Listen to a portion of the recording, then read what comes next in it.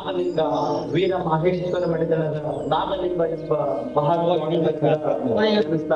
1465ರಲ್ಲಿ ನಾಗಲಿಂಗ ಎಂಬುವಂತ ಪುರುಷರು ಸಾವರ ಗ್ರಾಮದ ಜನರ ಅವರ ಮುಖ್ಯ ವಿಚಾರ ಏನಪ್ಪಾ ಅಂದ್ರೆ ಅವರ ಜನಿಸಿದ ಬಳಿಕ ಅವರ ತಂದೆ ತಾಯಿಗಳು ಅವರಿಗೆ ಇಚ್ಛಾಪೂರ್ವಕವಾಗಿ ಅವರ ತಂದೆ ತಾಯಿಗಳು ಏನ್ ಮಾಡ್ತಾರಪ್ಪ ಅಂದ್ರೆ ಶ್ರೀಶೈಲದ ಪಟ್ಟಣ ಗುರುಗಳಾದಂತ ವಿಶ್ವಾಚಾರ್ಯರ ಪಟ್ಟಾಚಾರ್ಯರಾದಂತ ಗುರುಗಳನ್ನ ಸಾವರ ಗ್ರಾಮಕ್ಕೆ ಬರಮಾಡಿಕೊಳ್ಳುತ್ತಾರೆ. ಅತ್ಯಂತ ಸಂಭ್ರಮದಿಂದ ಸಾರವಾಡ ಗ್ರಾಮದ ಪ್ರತಿಯೊಬ್ಬ ಗ್ರಾಮಸ್ಥರು ಹಾಗೂ ಗುರು ಹಿರಿಯರು ಎಲ್ಲ ಏನ್ ಮಾಡ್ತಾರಪ್ಪ ಅಂದ್ರ ಶ್ರೀಶೈಲ ಪೀಠದ ಜಗದ್ಗುರುಗಳು ಬರಾತಾರ. ಅವ್ರ ಸಲುವಾಗಿ ಗ್ರಾಮವನ್ನ ಅತ್ಯಂತ ತೋರಣಗಳಿಂದ ಸಿಂಗರಿಸಿ ಸ್ವಾಮಿಗಳನ್ನ ಸ್ವಾಗತ ಮಾಡ್ತಾರೆ. ಸಾರವಾಡ ಗ್ರಾಮಕ್ಕೆ 8 ವರ್ಷದವರಾಗಿದ್ದಂತ ಅವರಿಗೆ ಶ್ರೀಶೈಲ ಪೀಠದ ಜಗದ್ಗುರುಗಳಾದ ವೀರ ಪಟ್ಟಾಚಾರ್ಯರು 8ನೇ ವರ್ಷಕ್ಕೆ ಅವರಿಗೆ ದೀಕ್ಷೆಯನ್ನು ಕೊಡ್ತಾರ. ದೀಕ್ಷೆಯನ್ನು ಕೊಟ್ಟ ನಂತರ ಅವರಿಗೆ ಬೋಧನೆಯನ್ನ ಹೇಳ್ತಾರ. ಲಿಂಗನಿಷ್ಠೆ ಅಂದ್ರೆ ಏನು, ಜಪ ತಪ ಶಾಸ್ತ್ರೋಕ್ತಗಳ ಬಗ್ಗೆ ವಿಚಾರವನ್ನು ತಿಳಿಸ್ತಾರ. ಅವರು ಅದೇ ವಿಚಾರದಲ್ಲಿ ತಿಳ್ಕೊಳ್ತಾ ಅದರ ಅರಿವನ್ನ ಮೂಡಿಸ್ಕೊಳ್ತಾ ಅದರ ಬಗ್ಗೆ ಹೆಚ್ಚಿನ ಜ್ಞಾನವನ್ನು ಪಡ್ಕೊಳ್ತಾ ಅವರು ನಮ್ಮ 20ನೇ ವಯಸ್ಸಿಗೆ ಬರ್ತಾರ. 20ನೇ ವಯಸ್ಸಿಗೆ ಬಂದ ನಂತರ ಅವರ ಮದುವೆ ವಿಚಾರವನ್ನ ಅವರ ಮನೆಯಲ್ಲಿ ಪ್ರಸ್ತಾಪಿಸ್ತಾರ. ಅದರ ಜಪ ತಪಗಳಲ್ಲಿ ಇರುವಂತ ನಾಗಲಿಂಗ ಅವರಿಗೆ ಮದುವೆಯಾಗುವ ವಿಚಾರ ಇರುವುದಿಲ್ಲ. ಆದ್ರೂ ಕೂಡ ಮನೆಯವರು ಒತ್ತಾಯದಿಂದ ನಾಗಲಾಂಬಿಕಾ ಅನ್ನುವಂತ ಕನ್ಯೆಯನ್ನ ಮದುವೆ ಮಾಡಿಕೊಡ್ತಾರ.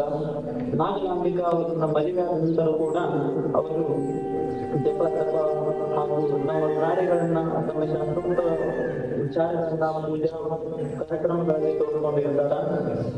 ಮುಂದೆ ಏನಾಗ್ತದಪ್ಪ ಅಂದ್ರೆ ಅವರಿಗೆ ಸ್ವಲ್ಪ ದಿವಸಗಳ ಆದ ನಂತರ ಕುಟುಂಬಕ್ಕೆ ಒಬ್ಬ ವಾರಸುದಾರನಾಗಿ ಒಂದು ಮಗು ಇರಬೇಕಲ್ಲ ಅಂತ ವಿಚಾರ ಮಾಡ್ತಿರ್ತಾರ. ಹೆಚ್ಚು ಕಡಿಮೆ 20 ವರ್ಷಗಳಾದ ನಂತರ ಅವರಿಗೆ ಮಕ್ಕಳು ಇರುವುದಿಲ್ಲ. ಅವ್ರು ಏನ್ ಮಾಡ್ತಾರಪ್ಪ ಅಂದ್ರೆ ಸಾರವಾಡ ಗ್ರಾಮದ ಸ್ಮಶಾನ ಭೂಮಿಯೊಳಗೆ ಹೋಗಿ 12 ವರ್ಷಗಳ ಕಾಲ ತಪಸ್ಸು ಮಾಡ್ತಾರೆ. ನಾಗಲಿಂಗ ಹಾಗೂ ನಾಗಲಾಂಬಿಕೆ ಎಂಬುವರು 20 ವರ್ಷಗಳ ಕಾಲ ಸ್ಮಶಾನ ಭೂಮಿಯೊಳಗ ಪೂಜೆ ಮಾಡ್ತಾರ.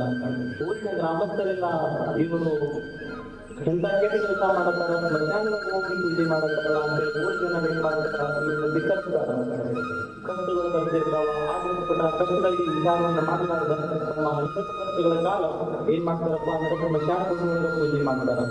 ನಾಗಲಾಂಬಿಕೆ ನಾಗಲಿಂಗ ನಾಗಲಾಂಬಿಕೆ ಎನ್ನುವಂತ ಪಟ್ಟಿಯನ್ನು ತಪಸ್ಸನ್ನು ಮಾಡ್ತಾರೆ. ಮಾಡಿದಾಗ ಅವರು ತಪಸ್ಸಿಗೆ ಮೆಚ್ಚಿ ಪರಮಾತ್ಮನಾದಂತ ಶಿವಪರಮಾತ್ಮ ಹಾಗೂ ಪಾರ್ವತಿ ಹಾಗೂ ಸುಬ್ರಹ್ಮಣ್ಯ ಗಣೇಶ ಹಾಗೂ ವೀರೀಶ ಎನ್ನುವಂತ ಪೂರ್ಣ ಪರಿವಾರದಿಂದ ಭೂಲೋಕಕ್ಕೆ ಪರಮೇಶ್ವರರು ಬರ್ತಾರ. ಪರಮೇಶ್ವರರು ಬಂದು ಅವರಿಗೆ ಹೇಳ್ತಾರ, ನಾನು 3 ವಸ್ತುಗಳನ್ನು ಕೊಡ್ತೇನೆ. ಒಂದು ಮೊದಲನೇ ವಸ್ತು ಏನಾಗಿತ್ತಪ್ಪ ಅಂದ್ರೆ ಗತಿ ವಿಭೂತಿ ಆಗಿತ್ತು.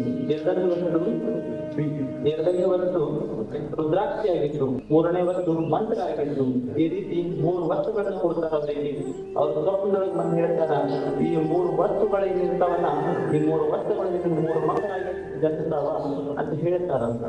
3 ಮಕ್ಕಳುಗಳು ಮುಂದೆ ಏನಾಗ್ತದ ಆ ವಿಚಾರವನ್ನ ನಾವು ಮತ್ತೆ ನಾಳೆ ತಿಳಿಸ್ತೀನಿ ಅಂತ ಹೇಳಿ ನಾನು 2 ಮಾತುಗಳನ್ನು ಮುಗಿಸ್ತೇನೆ.